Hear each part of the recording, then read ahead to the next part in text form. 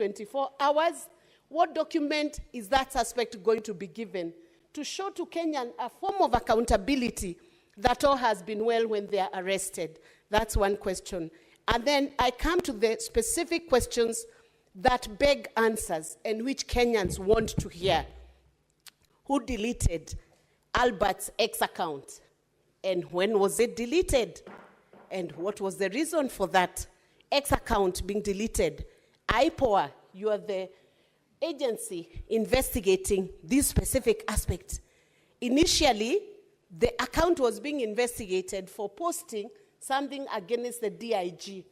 But when investigations commenced and Albert eventually lost his life, who deleted Albert's X account? IPOA has given us a narration of evidence here that the CCTV at Central Police Station was interfered with. My colleagues have asked who interfered with the CCTV. I ask the next question. Was there a backup of what was in the CCTV? There must have been a backup somewhere. Can that backup be recovered so that the incidents of what happened in that cell can be made known to Kenyans? And finally, how long will these investigations take? I know IPOA was given 7 days by DPP through a public announcement. Within the 7 days, I believe this is the second day. How long will it take for justice to be granted to the family of Albert? And I want to say finally, CS, I hope you, together with the team that you are with here, you will have the boldness, because you've done a good thing to offer condolences to the family. And we deeply feel with the family. And this is Senate's way of saying we are deeply sorry for what has happened to this family. I hope with your team, the same level of hierarchy, you will sit down with Albert's family, and not too long from now, to say how deeply sorry you are for the loss of this young man, and that after sitting with this family, the National Police Service will take full responsibility for this loss, and will be able to indemnify this family, not that it will bring Albert back to life, but as a way of showing your remorse. And for the police officers in all the stations, this is a different nation. When a suspect walks into your station, you must safeguard the dignity of the life of every Kenyan. Sometimes people are suspected, yet the court acquits them because they did not commit any crime. So when you're in your stations, you are accountable for the lives of the people who are placed under you. Thank you, Honorable Speaker. Senator Dulo. Thank you, Mr. Speaker. Mr. Speaker, I think the whole country is watching today this proceeding. I know this is a matter that is very serious. Personally, I should have had a function in my county, Mr. Speaker. Through your instruction, I had to cancel my function today in Isiolo County to be here to listen to this proceeding and also contribute to it. Mr. Speaker, I want to ask IG and the team. We have been told that DIG wrote to DCI to carry out investigation. Can we be provided with all documentary evidence from the letter written by DIG, the result of CA, the result of autopsy, all the findings, all those documents must be submitted to this House for thorough interrogation. That is number one. Number two, Mr. Speaker, there is tendency of actually, in the case of cybercrime, where individuals commit crime, they are transported all the way from where the crime is committed to Nairobi, where taxpayers' money is spent, police officers are sent, vehicles are fueled. I have a case in my county, Mr. Speaker, a young girl by the name of Samira. She actually was arrested in Mombasa, brought to Nairobi to write a statement. From Nairobi, she was taken to Isiolo to write a statement. She has a young baby Mr. Speaker, her telephones were taken 3 months ago. Up to now, they were not returned to her. Is there a law that says when somebody is arrested, for example, in Mombasa, she should not be tried there? She should be brought to Nairobi or taken wherever police want to take them. That is number one. Mr. Speaker, I am not happy with the position given by IPOA. Of course, they have had their findings. What action or instructions have they given out as far as their preliminary investigation is concerned? Mr. Speaker, I think this is a very serious matter as far as cybercrime is concerned, where individuals actually politically also fix each other.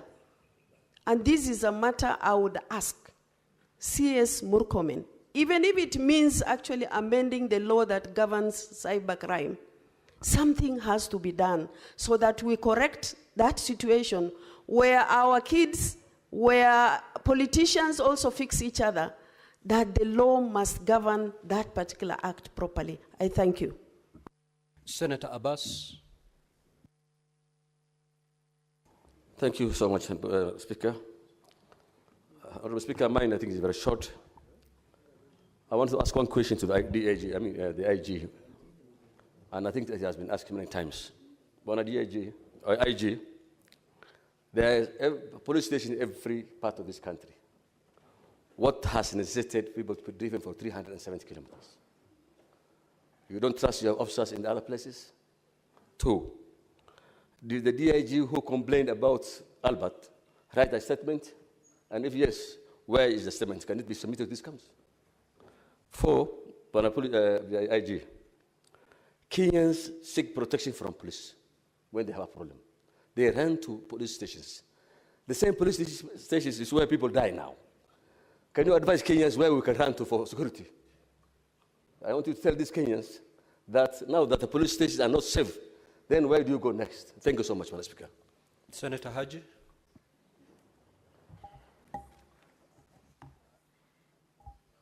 Thank you very much, Mr. Speaker. Mr. Speaker, sir, I would like to start by sending my condolences to the family and friends of the late Albert Ojwang. What happened to him is indeed a sad incident, and it should not happen to any Kenyan. Any life, one life, is a life too many when we lose. And Mr. Speaker, sir, today is a special day. It is quite unprecedented that we have having this special sitting to discuss the death of a Kenyan.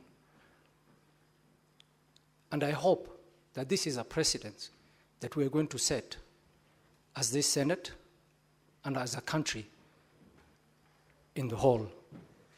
Because, Mr. Speaker, sir, where I come from, and I have to relate the matters happening to this country to where I come from and to the people that I represent.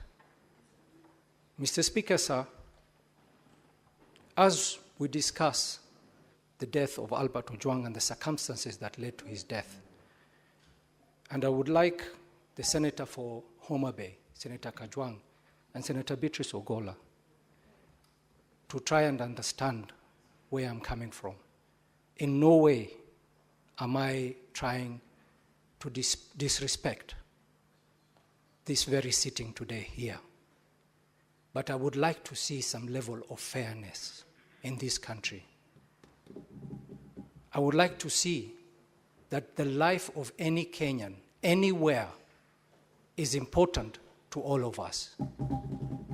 Mr. Speaker, sir, last week, the Senator of Turkana stood on the floor of this House with a statement inquiring about the death of 40 fishermen who were killed and left in the lake, and 4 other individuals who were detained and then killed thereafter. And not a single senator requested for a special sitting for those 44 individuals. not a single senator, not this country, begged for questions about the death of those individuals. Not the main media, not even on the social media. So it begs the question, are there some Kenyans who are more equal than others? Are we to believe that we are brothers and sisters or cousins in that matter? Or maybe there are cousins who are more equal than others. Or is a death of a young man such as Albert Ojwang an opportunity for political expediency? Whether on the main media or the social media? And you know, Mr. Speaker, people will label me whatever they want to label me. They would say I am part of the system, that I am a brother to so-and-so. But Mr. Speaker, I was a patriot of this country before I came to the Senate.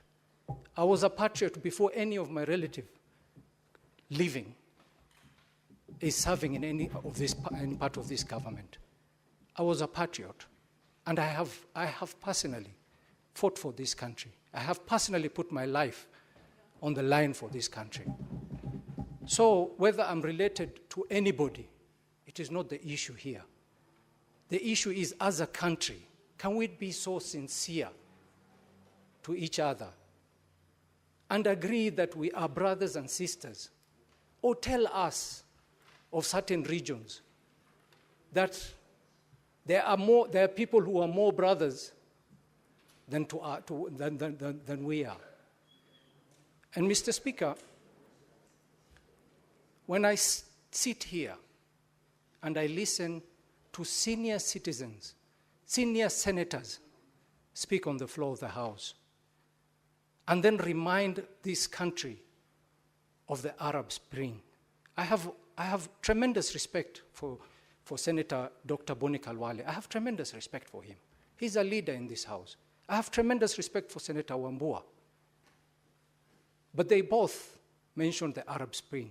Senator Wambua yesterday, today Senator Boni Khalwale, reminding us as a country of the Arab Spring, reminding the youth of this country about the Arab Spring. What happened subsequently after the Arab Spring? Any of those countries, mention them. Have they benefited in any way? Constantly reminding the youth of this country that you have an option, and that option is the Arab Spring. Look at the Arab Spring. Take an example from them and superimpose it on this country. Mr. Speaker, sir, that is very unfortunate. We shouldn't be going that way. Mr. Speaker, sir, we must remember that any seeds that we sow today, we will reap the results not far too long. If we want to sow the seeds of disconnect, of inequality, of some regions being better than others, it will be very unfortunate, and we will continue in that path. I would want to beg this House. I have a case of 6 youths in Garissa, 6 youths between the age of 18 to 21 who were brutally murdered on the road in Garissa, brutally murdered, execution style, told to bend down, kneel down, and shot in the head, in the back of the head.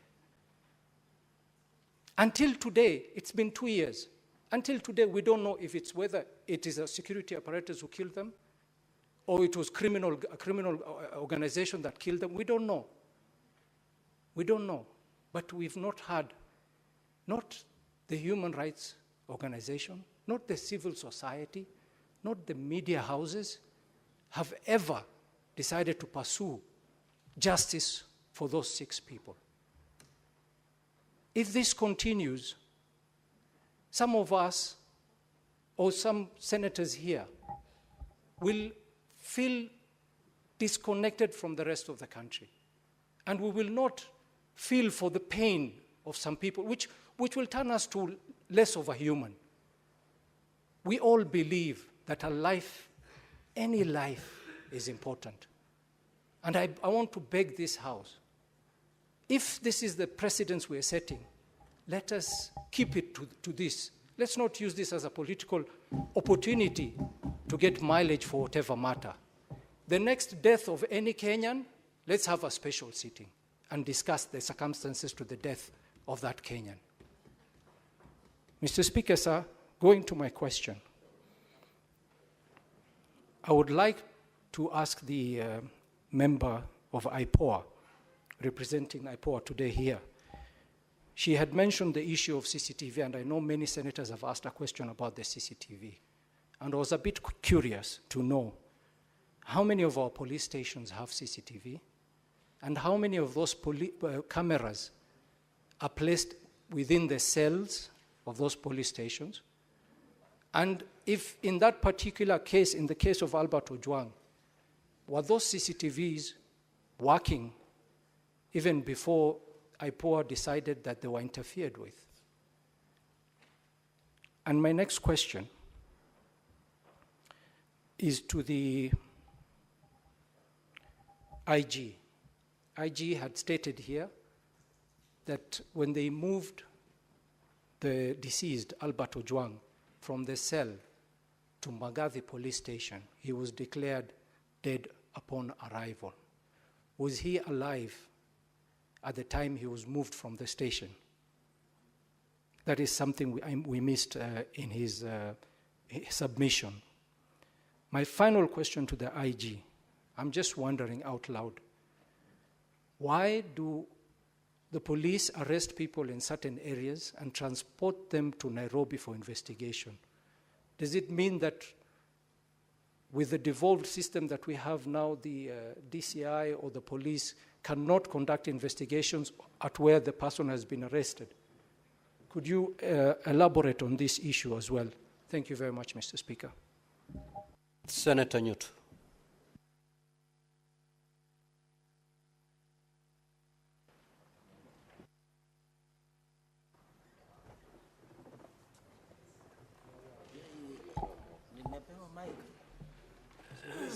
Thank you, Mr. Speaker. I'll be very fast in my questions.